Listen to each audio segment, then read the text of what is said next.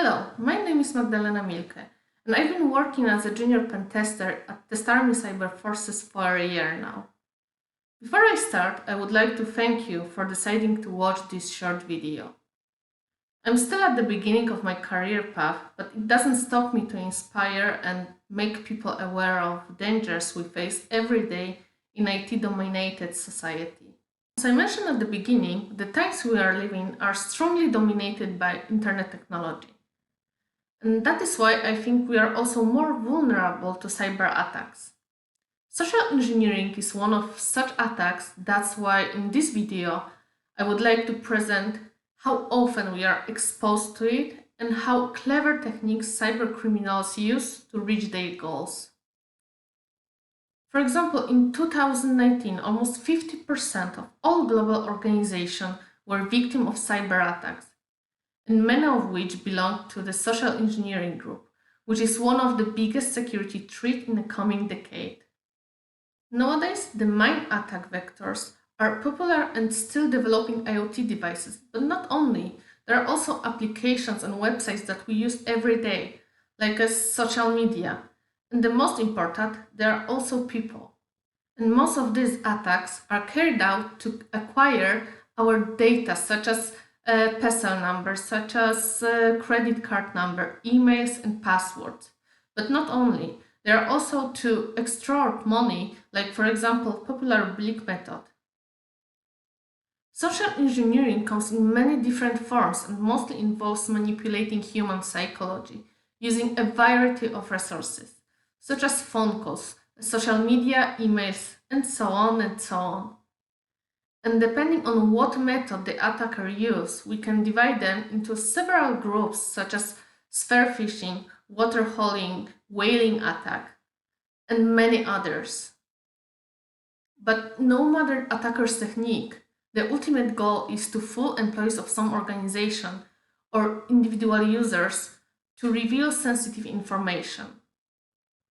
I think we can agree that it is relatively easy to influence or manipulate people using their kindness, diligence, or curiosity.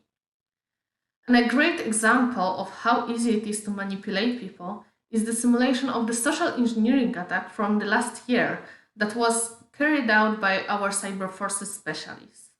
They attacked the Warsaw branch of an international corporation during which the directors and employees of this company have found out how effective cyber attacks directed at people are. So let me briefly tell you the whole story how it was performed. At the beginning, our specialists used the email addresses provided on the company's website, to which they sent some information about the opening of a new pizzeria nearby.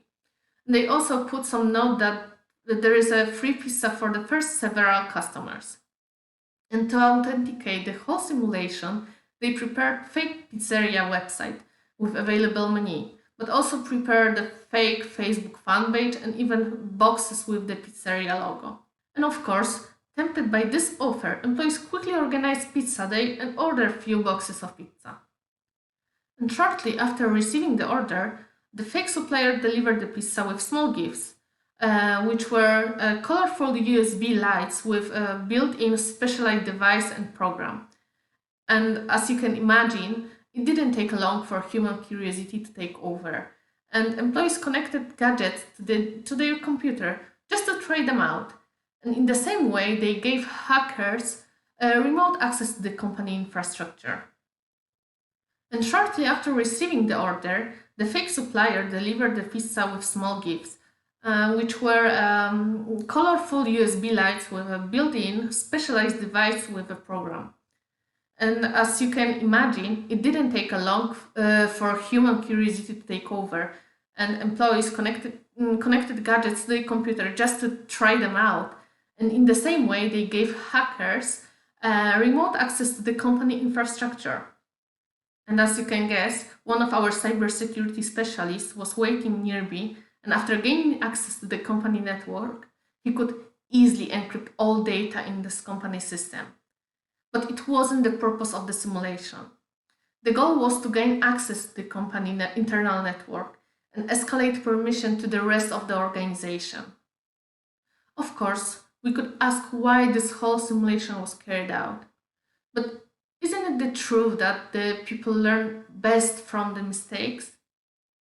Malware simulations are necessary to fully understand the nature of these threats. And we can't forget that the security system is as effective at its weakest link, which is why social engineering attacks are one of the most effective methods used by cybercriminals. However, we should remember that it is always better to learn from other people's mistakes than from our own. And this is how I would like to end my short statement. Thank you for staying with me till end, and I hope to see you again soon.